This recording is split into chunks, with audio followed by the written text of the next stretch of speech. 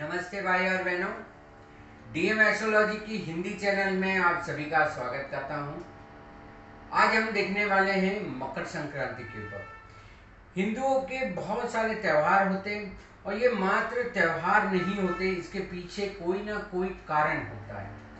चाहे वो स्वास्थ्य के लिए होता है या कोई ना कोई परिणाम अच्छा पाने के लिए त्यौहार मनाए जाते। तो ये भी जो त्यौहार है, मकर संक्रांति कहे या उत्तरायण कहे, इसके पीछे भी कहीं ना कहीं कोई कारण है। तो आज चलिए देखते हैं, एक तो ये त्यौहार कैसे मनाया जाता है, इसके पीछे का महत्व क्या है।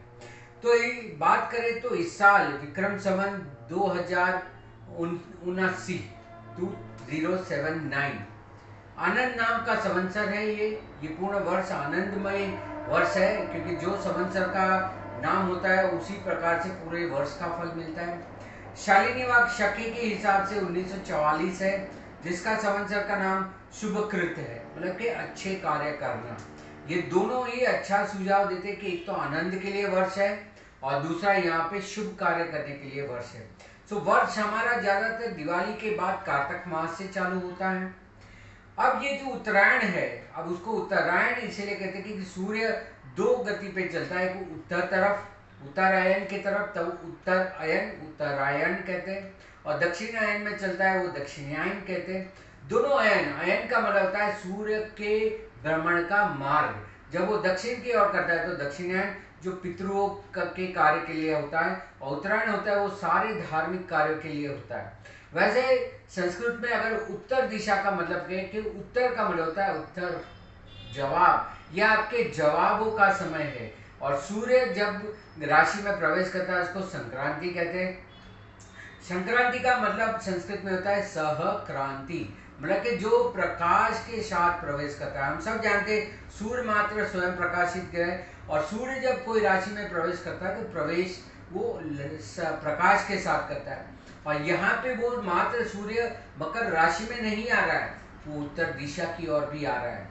आप सभी को पता होगा कि महाभारत में जब भीष्म पितामह को इतने तीर लगे हुए थे, फिर भी उन्होंने प्राण नहीं त्याग किया था, क्योंकि उस समय पे दक्षिणायन चल रहा था।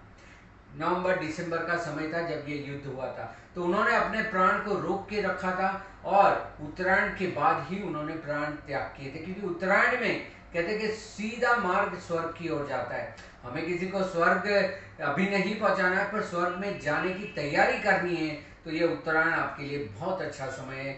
जितना इसका अच्छे से अच्छा इस्तेमाल करेंगे, देखिए 14 जनवरी से लेके 15 जुलाई तक उत्तरायण होता है। उस समय पे आप जो भी मांगलिक प्रसंग, अपने धर्म, कर्म, व्यापार, व्यवसाय, जो भी कार्य करना चाहते कर सकते, क्योंकि उत्तर दिशा व्यवसाय के लिए भी है और आपके सारे उन्नति के लिए, प्रगति के लिए भी है। सो ऐसा ही उत्तरायण आ रहा है। शिशिर ऋतु है। देखिए हमारे वहाँ 6 ऋतु चलती है, जिसमें से शिशिर ऋतु होती है, जो ऋतु में आपके शरीर के अंदर रस कस भरा जाता है। ये शुक्र का ऋतु होता है। शिशिर ऋतु में ठंडा पवन चलता है, इसलिए ठंड आती है, और इसीलिए इसको पतंग का भी त्यौहार कहते हैं। लोग काइट फेस्टिवल, पतंग भी चगाते हैं, क्योंकि अच्छी हवा चलती है, ठंड भी इससे ही चालू होती है। अब ये पौष मास में आता है, पौष मास होता है। पौष मास का महत्व यह है कि पौष मास में आप जो भी कार्य करेंगे वो सूर्य मतलब आत्मा के हिसाब से तुरंत आपको उसका शुभ फल मिलेगा। तो यह भी एक आपको बहुत अच्छा समय मिल रहा है। कृष्ण पक्ष अष्टमी है।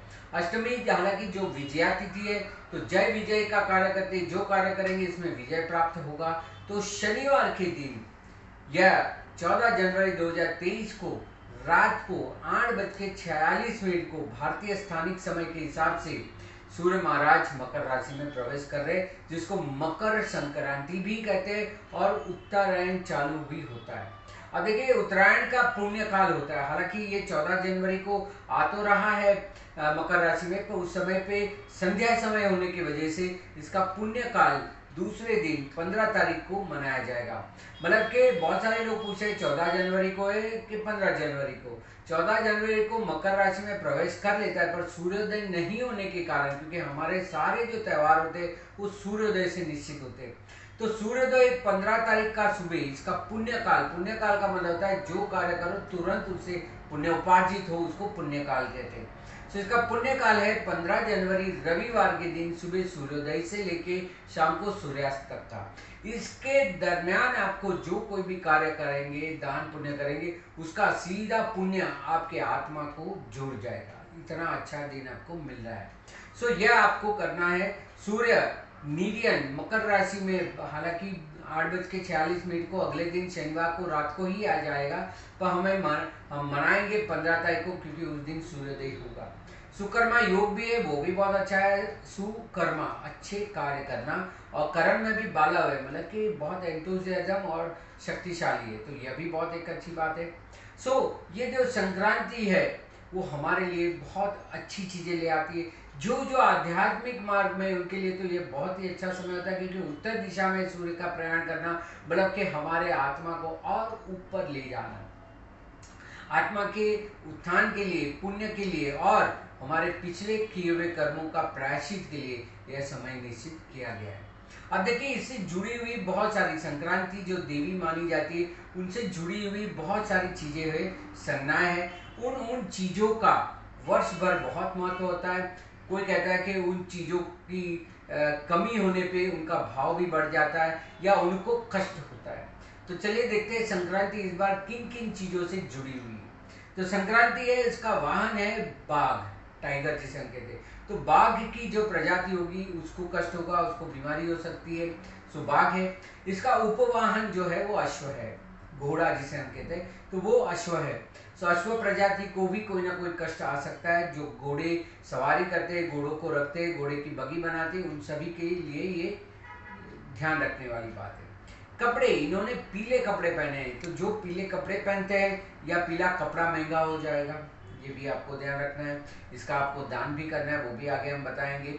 इसका जो शस्त्र है वो गदा है। जैसे भीम और दुर्योधन के बीच में गदा युद्ध पूर्ण होने पे पांडवों ने विजय प्राप्त किया था, ऐसा ये गदा जो भीम धारण करता है, वो गदा इसका शस्त्र है। सो गदा का मतलब आज के समय में तो कोई गदा लेके नहीं घूमता है, पर जो हेवी वेपन है, जो आर्मी नेवी वाले जो हेवी वेपन यूज करते हैं, वो सारे जो लोडेड होते हैं या हेवी होते हैं। इन्होंने केसर का तिलक किया हुआ है, इनके मस्तिष्क पे केसर का तिलक है। सो केसर का उत्पादन कम हो सकता है या केसर महंगा हो जाएगा, और केसर का सेवन ज्यादा से ज्यादा करना है। इसकी उम्र बताई जाती है कुंवारी कन्याएं, कुंवारी का जिसे हम कहते हैं बिफोर प्यूबर्टी, ऐसी यंग एज की यहाँ पे है, तो वो भी एक आपको ध्यान रखना है। ये बैठे स्थिति में है, मतलब जो लोग बैठ के काम कर रहे हैं उनको सबको परेशानी होगी, तो जितना हो सके उतना मूवमेंट करे, घूमे फिरे, एक जगह पे रुके हुए ना रहे। सो मूवमेंट करना है, क्योंकि ये बैठी स्थिति में है। इसकी जो स्मेल है वो जुई, जुई जो खुशबूदार फूल होता है, जुई प्रजाति के या कोई भी सुगंधी पुष्प है, वो थोड़े महंगे हो जाएंगे।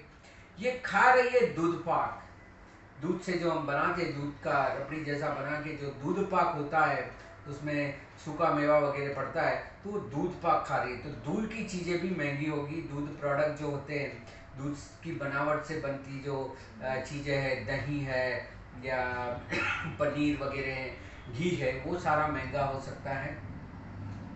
इसकी जाति दी गई है सर्प, सर्प जाति का है, तो सर्प जाति के ऊपर भी इस साल पे थोड़े कष्ट आएंगे। इन्होंने मोती पहना हुआ है, मोती की माला पहनी हुई है, तो मोती भी इस वर्ष महंगे हो जाएंगे या मोती का उत्पादन कम हो जाएगा। ये मुसाफरी कर रही है, ये जा रही है, इसकी गति है दक्षिण के उत्तर की ओर, दक्षिण से जा रही है उत्तर की ओर। तो जिनका हर रोज का या तो नियमित दक्षिण से उत्तर की ओर जाने का प्रयाण है, उन सभी लोगों को भी अपनी मुसाफरी में ध्यान रखना है। तो जो कोई भी दक्षिण से उत्तर की ओर, अपनी जगह से उत्तर की ओर जाना चाहते हैं, उनके लिए भी ये थोड़ा कष्टदायक समय। इनका जो मुख है वो पश्चिम दिशा में है, तो इस बार पश्चिमी क्षेत्र में ज़्यादा ध्यान देना है। और इनकी जो दृष्टि है वो ईशान कोने में है। तो हर एक राज्य की जो ईशान कोना है, जैसे हम देखें तो पूरे वर्ल्ड का ईशान कोना जो आता है वो चाइना रशिया का पार्ट आता है। भारत का देखें तो पूर्वोत्तर राज्य जो है, ईशान प्रदेश है, जो 7 अलग अलग छोटे छोटे राज्य है, वो साइड आता है। तो उस तरफ उसकी दृष्टि है, तो वहाँ के लोगों को भी कोई ना कोई परेशानी हो सकती है। अब ये इसका दो और महत्व ये, एक तो ये आपने संक्रांति का तो जाना क्या चीजें है।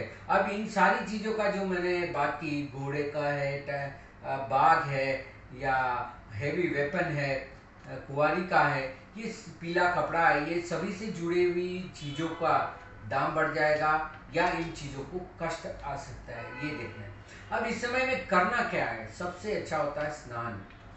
पुण्य काल जब है तब तक आपको स्नान करना है। आप देखिए रविवार का दिन है तो आप सभी को पता है 4 बजे के, शाम को 4 से 6 तो राहु काल भी होता है, तो आपको 4 बजे के पहले पहले ये करना है। एक तो स्नान करना है, सबसे अच्छा होता है स्नान। तल के तिल का अभ्यंग स्नान करना चाहिए, मतलब तल के तिल को, अभ्यंग का मतलब होता है सर से लेके पांव तक। पहले तो तिल को लगा लेना है, थोड़े समय सूर्योदय में बैठना है सूर्य के सामने, ताकि वो तेल आपके शरीर में अंदर चला जाए। क्यों? क्योंकि सूर्य मकर और कुंभ राशि में आया है, शनि की राशि में आया है, शनि तेल है, और यह तेल जो हमारे अंदर चला गया तो आपको इम्यूनिटी और वाइटलिटी देगा। नहीं तो सन बर्न के कारण आपको स्किन के भी तकलीफ हो सकती है। देखिए ऋषि मुनि कितने दूरदर्शी थे, इसलिए आपको तिल खिलाया जाता है, तिल का आपको मालिश किया जाता है, और तिल का उपयोग करने के लिए इसमें कहा गया है। सो सर से लेके पांव तक आपको तिल का मालिश करना है। तिल का होम करें, अगर आप होम हवन जानते हैं तो तिल डाल के होम हवन करें, उससे भी आजू बाजू की ऑरा होगी वो आपकी अच्छी हो जाएगी। या आप तिल को खा भी सकते हैं, या उसको पानी में रख के उसका पानी भी पी सकते हैं। तिल का पानी भी उतना ही पावरफुल होता है। ये मैंने जैसे कहा कि ये शिशिर ऋतु है, इस ऋतु में शुक्र का प्रभाव होता है, मतलब कि हमारे शरीर में जो भी रस कस है, जिसे ग्लैंड्स कहते हैं, वो सारे रस भरपूर पूरे साल जो यूज आपको उपयोग में आएंगे, वो सारे रस कस अभी आपको भरने हैं। तो एक तो स्नान का महिमा है। आप अगर कोई तीर्थ स्थान में स्नान करते बहुत अच्छा है। अगर मुंडन कराते तो आपका ये ब्रह्म चक्र में सीधा सूर्य का प्रभाव आएगा, वो भी बहुत अच्छा है। देखिए हर एक क्षेत्र में इसकी अलग अलग मान्यता है, इसको बोलते भी अलग अलग त्यौहार है। लोहड़ी भी आती है, पोंगल आता है, मकर संक्रांति भी कहते हैं इसको। हर एक भारत के क्षेत्र में इसका अलग अलग नाम दिया गया है, तो वो आप कर सकते हैं। या तो आप समंदर का पानी ले आइए, या समंदर में जाके स्नान कर सकते हैं, वो भी सॉल्ट वाटर का काफ़ी अच्छा होता है। या आपके घर में यदि गंगा जल है या रोज वाटर है तो पानी में वो डाल के स्नान कीजिए, ताकि आपका शरीर पवित्र रहे, खुशबूदार रहे। सुगंध का भी इस समय पे बहुत महत्व होता है। और दान पुण्य, एक तो स्नान है और दूसरा है दान। किस चीज़ों का दान करना चाहिए? तो बोलते हैं नए कपड़े, खास करके अगर पीले कपड़े दान दे सकते, पीला रुमाल, पीली चीज़ें, वो बहुत अच्छा है। तो नए कपड़े का दान करें, बर्तन का दान करें, जो घर के यूटेंसिल्स या वेसल्स होते हैं उसका दान करें। गाय या गाय का चारा, जैसे पांजरापोड़ वगैरह में वो लोग पूरे साल का चारा लिखते हैं, तो घास जो है वो चारा है। या गाय के जो अलग अलग प्रोडक्ट आते हैं उसको आप दान कर सकते हैं। तिल, तिल तो सबसे बेहतर होता है, तिल का दान करें, गुड़ का दान करें। अब तिल गुड़ मिला के ही हम तिल गुड़ क्या करके हम लोग उसका भी दान करते, खुद भी खाते औरों को भी खिलाते हैं, जिससे इनको भी एनर्जी आती है। सोना चांदी या भूमि का दान लिखा है। अब भूमि का दान मतलब आप जमीन तो दान में दे नहीं सकते, या देना चाहते तो वो भी दे सकते, या थोड़ी मिट्टी दे दी, जैसे पौधों के लिए होती है या कहीं पे भी डालने के लिए होती, तो मिट्टी का भी आप दान कर सकते हैं। ये भी है क्वेरी में, जैसे वृक्ष जहाँ पे मिलते हैं आपको, पेड़ पौधे मिलते हैं, वहाँ मिट्टी भी मिलती है, तो मिट्टी लेके किसी को दान कर सकते हैं, वो भी आप यहाँ पे कर सकते हैं। तो ये बहुत महत्वपूर्ण होता है, इसका दान, इसका स्नान और इसकी चीज़ों का उपयोग करना। सो वो आप कर सकते हैं। ज़्यादा से ज़्यादा तैली पदार्थ जितने आप करेंगे, बहुत सारे लोग तिल के तेल का करते हैं, वो गर्म होता है, सरसों के तेल का भी मालिश करते, किसी भी तेल का कर सकते हैं। अब देखिए ये त्यौहार अलग अलग क्षेत्र में, जैसे गुजरात महाराष्ट्र में इसको पतंग चगा के, राजस्थान में भी पतंग चगा के मनाते। अब पतंग क्यों चगाना? एक तो हवा बहुत अच्छी चलती है इसलिए भी, और आप पूरे दिन सूर्य से एक्सपोज में रहे, सूर्य की किरण आपके शरीर में मिल जाए, क्योंकि ये मकर और कुंभ में शनि जब रहता है तो सूर्य का प्रभाव कम हो जाता है, और सूर्य हमारे शरीर में वाइटलिटी, इम्यूनिटी का है। अब इस साल आप देखिए शनि भी कुंभ राशि में ही है 17 जनवरी से, तो जब 14 फरवरी को सूर्य भी कुंभ राशि में आ गया तो सूर्य शनि जमा हो जाएंगे। इसलिए पहले से अपने शरीर को ऑयलिंग कर दीजिए, तेल डाल दीजिए शरीर के अंदर, चाहे मालिश से या खा के अपने शरीर में तेल का स्टोरेज कर लीजिए, ताकि सूर्य के किरणों से इसके अभाव आपके शरीर में न लग जाए। सो ये आपको करना है। और आखिरी में करना है किसी के भी आशीर्वाद लेंगे। ये बहुत अच्छा दिन होता है। अगर किसी ने दिल से आपको आशीर्वाद दे दिया तो वो आपको फलना ही फलना है। जैसे किस चीज़ों किन किन से आशीर्वाद लेना चाहिए, तो बोलते हैं बड़े बुजुर्गों से लीजिए, अपने गुरु से, अपने गुरु को मिलना चाहिए, उनको भी यथाशक्ति दान करें और उनका भी आशीर्वाद ले। पितरों का, क्योंकि सूर्य वो पितृ, सूर्य जो हमारा है वो आत्मा का है। सो हमसे हमारा अंश जहाँ से आया हुआ है, जो पहला सोल था, आत्मा थे, उससे कमते छोटे छोटे छोटे पार्ट हो के आज हम जो है, या हमने पिछले जन्मों में जो कार्य किया है वो आत्मा के साथ है, उसको भी सही करने का ये समय होता है। तो अपने बड़े बुजुर्ग, माता पिता, गुरु, पितृ, शिव जी की उपासना विशेष करें। पूर्ण दिन आप ओम नमः शिवाय का जाप कर सकते हैं, महामृत्युंजय का जाप कर सकते हैं, और सबसे अधिक होता है सूर्य उपासना।